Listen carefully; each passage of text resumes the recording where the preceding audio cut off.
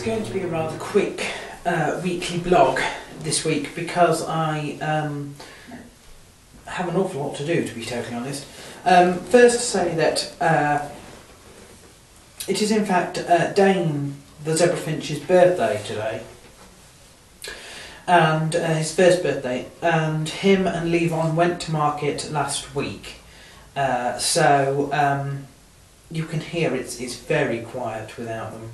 It was my male Zebra Finches that made most of the noise. I've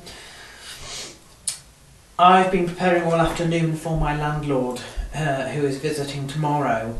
He's really visiting to check out the fire alarms, but no doubt he will snoop around, so I've been cleaning and tidying, ready for his arrival.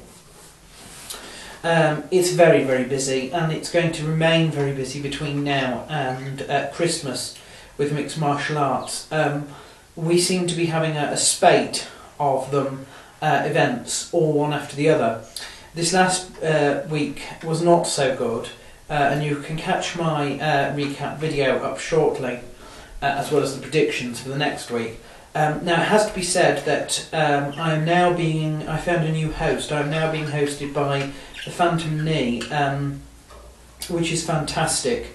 So I'm being tweeted about, I'm on their Facebook page, I'm on their homepage, and that's actually a British perspective on MMA as well, so that's quite nice.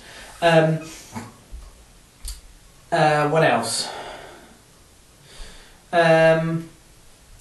Obviously this is my last week before my 2 weeks on holiday, and that's going to be a very busy time as well, because I have my passport arriving, I've got some more fillings being done, and of course I am going on my what I've called the First Love tour, which is to Lincoln for 3 days, which is where I was sort of born and spent the first 18 years, so that's going to be quite interesting. I'm hoping to show you the sights and sounds around there, and hopefully meet as many people from my past as possible. So that all looks to be quite interesting. There's been some developments lately. Obviously I'm still working on the jobs front, but there's now one prospective possibility for, in fact, part by part rent, which is interesting.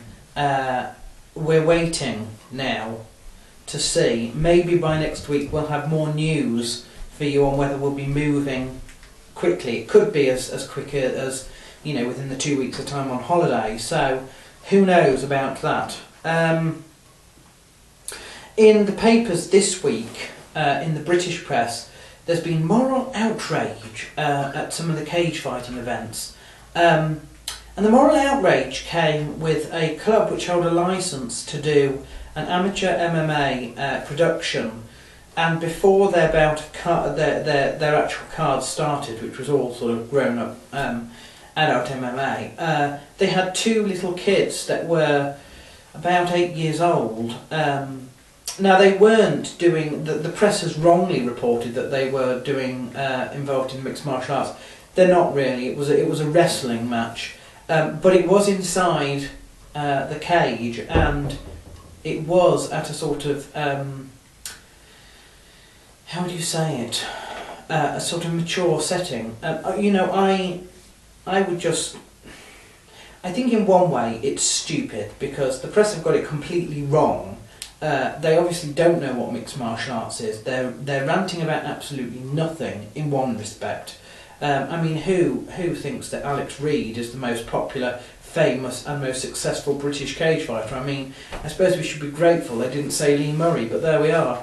But in another way, I understand that I don't think it was very professional to have boys that young doing anything sporting at an event like that. Not until they're in their teens and they can actually be on the card properly. You know, I think it's alright to train little kids, but to have them do that in front of an audience prior to a show, even if it's just a wrestling match, not really a big fan of it. I had considered writing about it, an open letter, but it's been so long Now, it sort of happened earlier this week, really, and the moment's gone, the time has passed, so there we are. The only other thing to say is that we've had a prayer request from our forum patron called Bonnie. Bonnie has come up in many of my blogs before, and Bonnie has just had surgery, in fact, on her ankle. The surgery went fine, and she's going to make a full recovery.